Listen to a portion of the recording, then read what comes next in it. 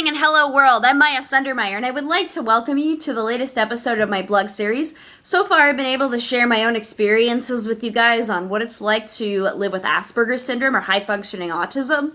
A second area that I do is give my 2 cents on what's going on with autism in the media.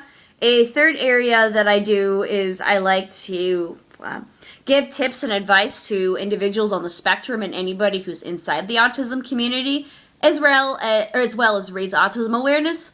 And a fourth thing that I do is cover topics that I'm passionate about that have absolutely nothing to do with autism whatsoever. And before I begin tonight's topic, what I'm going to do is recommend a few other videos that are autism resources as well.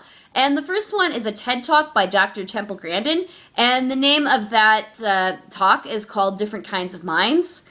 And a second video I would recommend to you is called Speaking Geek, which is a blog series by Jennifer Cook O'Toole, and she also has Asperger's syndrome, and she has red hair, and she's just really cool.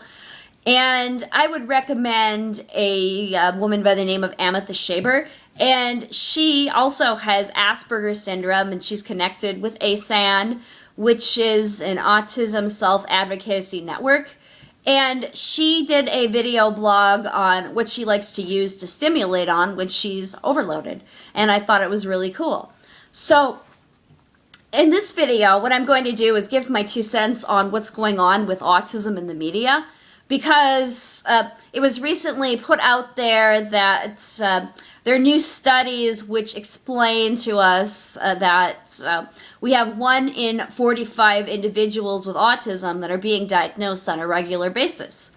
And here's what I have to say about that.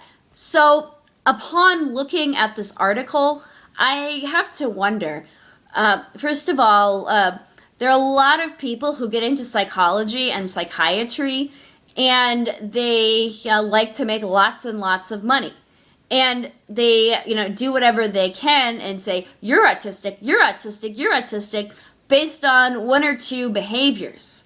And they're also probably doing it because they're calling it autistic because they don't really know what to call it. But they're not really gathering the evidence. They're just taking a look at it. Like, for instance, my sister told me one time that Lyme disease can imitate autism. So it may not even be autism at all. It may be Lyme disease. A second thing that I think they enjoy labeling people with autism is because the drug companies like to make money. And a third reason alone is because the special education teachers want to keep their jobs and make a living. And these kids could be really, really smart, but because of this diagnosis, these special education teachers are keeping them down. So that's those reasons alone.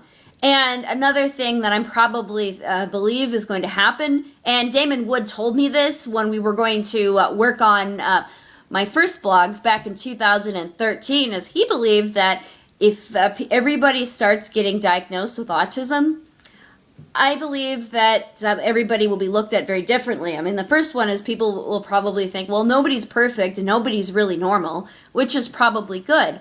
But I think they'll probably start rethinking autism.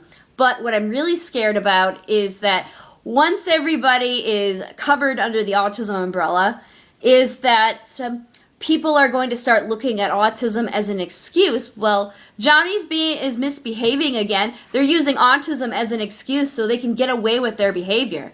And I think there's that part of it as well. So anyway, I'd also like to mention one more thing because I have 1 more minute. First of all, autism has been around for centuries. And the reason I believe it is because we had Albert Einstein, and he had an autistic brain. And we had Steve Jobs, and we had George Washington, and Thomas Edison, and just all these other great minds.